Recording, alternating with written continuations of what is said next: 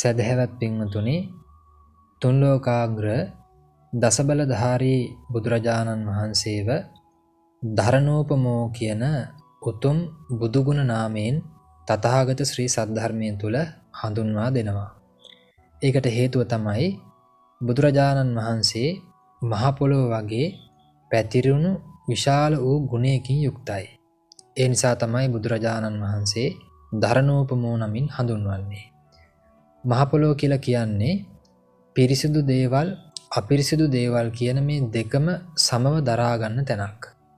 පිරිසිදු දේවල් දැම්ම කියලා මහ පොළොව ඒකට කැමැත්තක්වත්, අපිරිසිදු දේවල් දැම්ම කියලා මහ පොළොව ඒකට අකමැත්තක්වත් දක්වන්නේ නැහැ.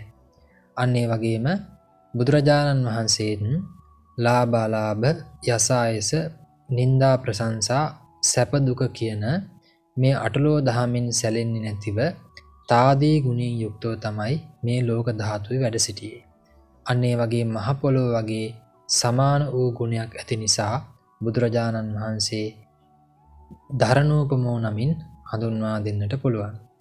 ඒ වගේම තමයි මහ පොළොව කියලා කියන්නේ කිසිම පුද්ගල විශේෂයක් නැතිව, කිසිම සත්ව විශේෂයක් නැතිව සමව සියලු සත්වයින්ව, සියලු පුද්ගලයින්ව දරාගෙන ඉන්න තැනක්. අන්න ඒ වගේම තථාගතයන් වහන්සේත් උන්වහන්සේට සතුරුකම් කරන, මිතුරුකම් කරන හැම දෙනාටම එකම සම වූ කරුණාවකින් කටයුතු කළ උතුමන් වහන්සේ බවට පත් වුණා.